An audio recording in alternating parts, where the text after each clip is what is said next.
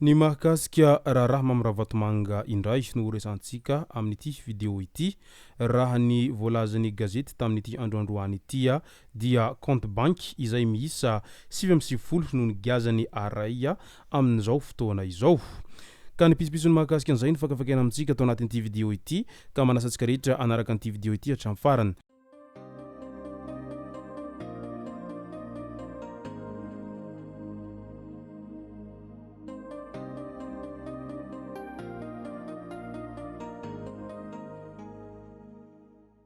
Ny tonga tsy miaraba hono namantezitra ka dia faly miaraba isika rehetra mpanaraka sy tabaka an'ity chaîne ity tenako amin'ity androandroany ity arakan'izay efa natsibiko zay dia ny mahakasika ny fanagiazana an'ireo compte banque ny Mamiravatomanga no tena iompanantsika ato anatin'ity vidéo ity. Fa milohan'izay dia andao aloha resantsika ireto tsara ho fantatra manaraka ireto. Fikoanandoham-pirenena hatomboka amin'ny fanompampivavahana iraisam-pinoana izany fikoanandoham-pirenena izany izay ho tontosaina amin'ny andron'ny alarobia 10 Desambra 2024 no hanombohana an'izay fikoanandoham-pirenena izay ho atomboka amin'ny alalan'izay hoe fanompampivavahana izay tarihiny FFKM no hanomboka izany amin'ny fomba ofisialy eny amin'ny CCI Vatimo no atao izany manomboka amin'ny 10 maraina. Ao anatin'izany fikoanandoham-pirenena izay hatrany nanamafy ny FFKM fa isan'ny nasaina hanatrika ny fanokafana i Andriamatoa Andry Rajoelina. Misokatra ho an'ny rehetra ny fandraisana anjara amin'ny fikoanandoham-pirenena izay ho sokafana amin'ny fomba ofisialy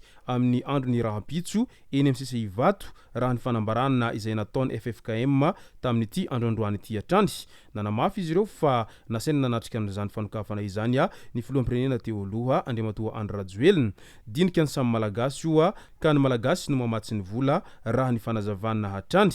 Nefa tadidio fa efa tsy malagasy intsony Andriamatoa Andry Rajoelina amin'izao fotoana izao rehefa nesorana taminy ilay zom-pirenena mamalagasy azy taorian'ireny fialany teo ireny. Eny sabotsy namehana indray ramatoa iray izay hita faty teo Andoharano fokontany Antsinanantsena. Ramatoa lehibe izay fantatra fampivarotra ao antsenan'ny sabotsy namehana no hita faty teo Andoharano fokontany Antsinanantsena tamin'ity androandroany maraina ity. Efa tonga nanao ny asany ireo tompon'andraikitra avy amin'ny CSBD ny sabotsy namehana sy ny polisy-pirenena ny fokontany teny an-toerana teny. Nentina namonjy ny trano fonenany ny razana taorian'izay. Mbola tsy fantatra mazava ny antony tena nahafaty azy io ka dia mankahery ny fianakaviana manamanjo amin'izao fahalasana ny havan'izy ireo zao ainganeo tsara levenina ny maty ary azo misosoka alahelo intsony ary ainganeo ihany koa mba ho fantatra izay tena antony nahatonga an'izao fahafatesana izao eny an-toerana teny.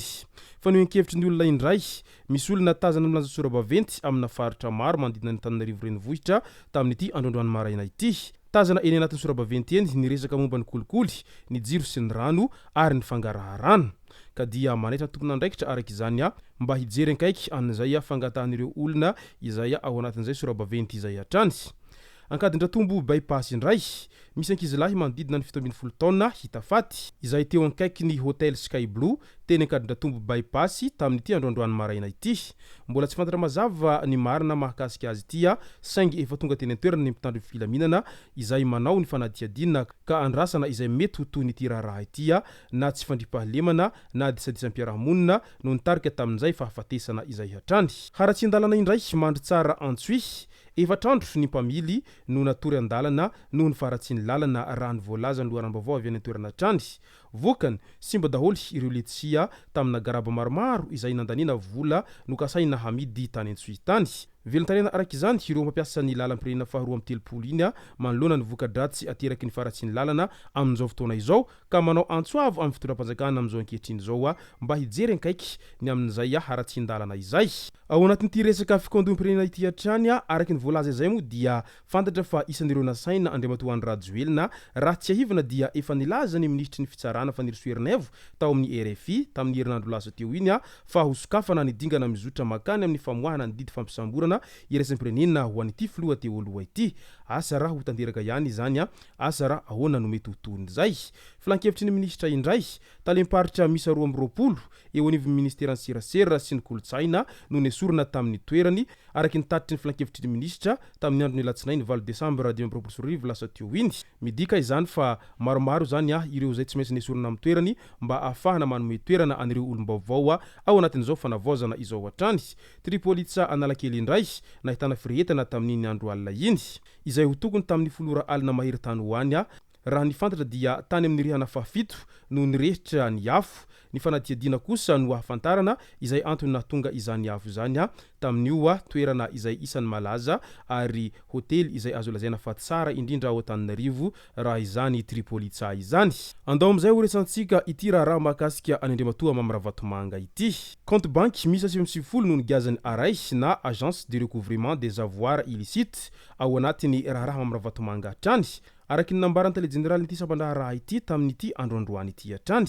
isan'ireo nigazana ny kontin'olona ankaiky an'ity mpandraharaha malagasy ity sy ny anivady amanjanany raha ny fanazavana voaray hatrany mitentina hatramin'ny 20 miliara ariary ny fitambarany vola ao anatin'ireo compte ireo mandidina ny 20 miliara ariary no efa nafindra ao anatin'ny compte-ny aray ary efa mandeha ny dingana hamindrana ny ambiny amin'izao ankehitriny izao harena azo tamin'ny tsy ara-drariny izay no antony nahatonga an'izao fanagazana any volany Mamravatomanga izao midika izany fa tena tsy mandefitra ireo mpitondra amin'izao ankehitriny izao sy ireo tompon'andraikitra rehetra manoloana an'izay raha famongorana hatramin'ny fakany ireo rehetra nanangokarena sy ireo rehetra izay nihetraketraka tamin'ireny fitondrana teo aloha ireny satria profo mitohaka amin'ny tendany izao ny fanagazana an'ireo compte banque misy 70 an'Andriamatoa Mamravatomanga izany hoe tena vola be izany ao anatin'ny compte banque 70 izany raha ho an'olona iray manokana izany rehetra izany